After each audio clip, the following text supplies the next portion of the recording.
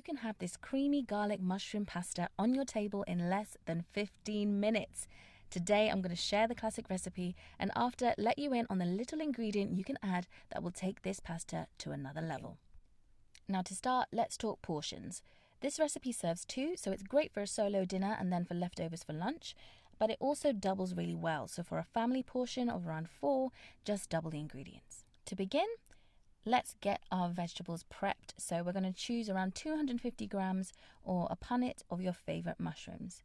I really love chestnut mushrooms. I think they have a great earthy and nutty flavor that combines really well with the rest of the ingredients, but you can use any of your choice. You need to give them a really thorough wash to get rid of any trapped dirt or soil. Sometimes there's always bits just lurking underneath the surface, so really wash them well.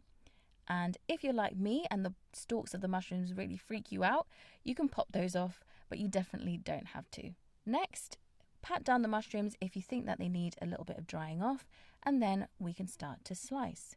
Now, as the mushrooms cook, they are going to reduce in size. So if you know that you like a chunky mushroom in your pasta, go for thicker slices, but I've gone for around a medium-sized slice, which is around 1 centimeter thick.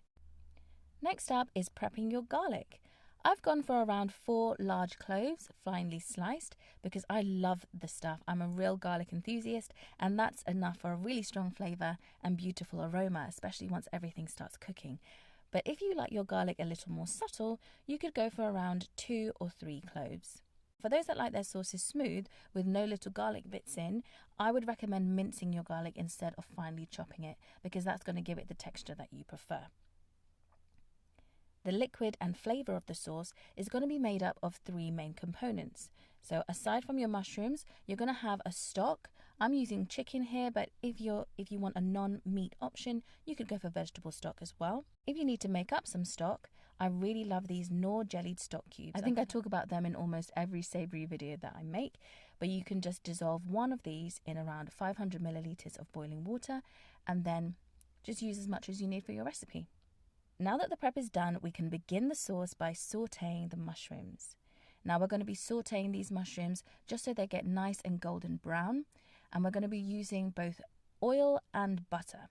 Now the reason why we're using both is because oil can be heated to a much higher temperature than butter, but we don't want to compromise on flavor, and there's so much flavor in butter, so by putting the two together, you've got the best of both worlds. You'll be able to cook those mushrooms beautifully for as long as they need, without them burning, and they'll get the lovely rich flavor of the butter. You want to make sure that you don't overcrowd the pan with the mushrooms, because we don't want them to steam, we want them to saute, we want them to be able to be nice and golden. So you might need to do this in batches like I've done here, but this is a step that is definitely worth not skimping on, just so that you can make sure you get the best possible flavor when we add the other ingredients in. Once the mushrooms start to sweat, season with a little bit of salt and black pepper. You then want to add half a cup of white wine. And while you're here, add a little like to the video if you're finding it useful. It helps to boost it in the algorithm. Thanks. For this recipe, a dry white wine is best, like a Pinot or a Sauvignon Blanc. Now, I'm not a wine drinker, so I didn't have any wine at home. I literally just chose the cheapest Pinot Grigio I could find at the supermarket, and it did a great job. So please don't feel like you have to spend a lot of money on the most expensive wine.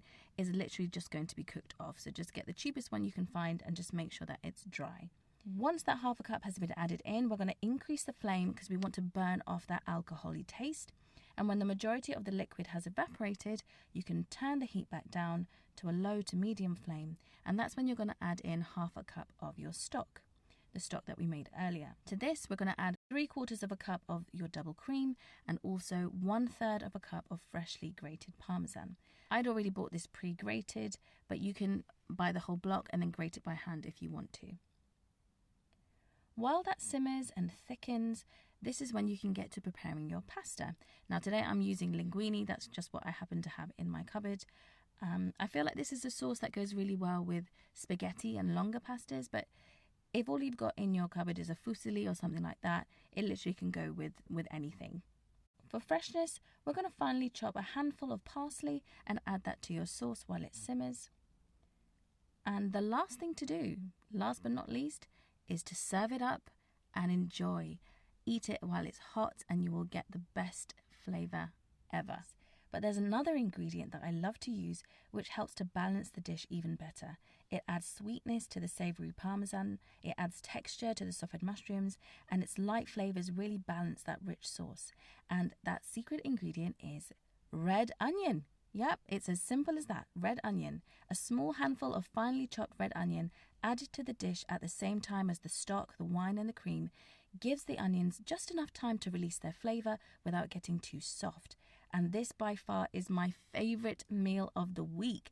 And it's so easy to rustle up on the busy days. You just don't have all the time in the world to cook.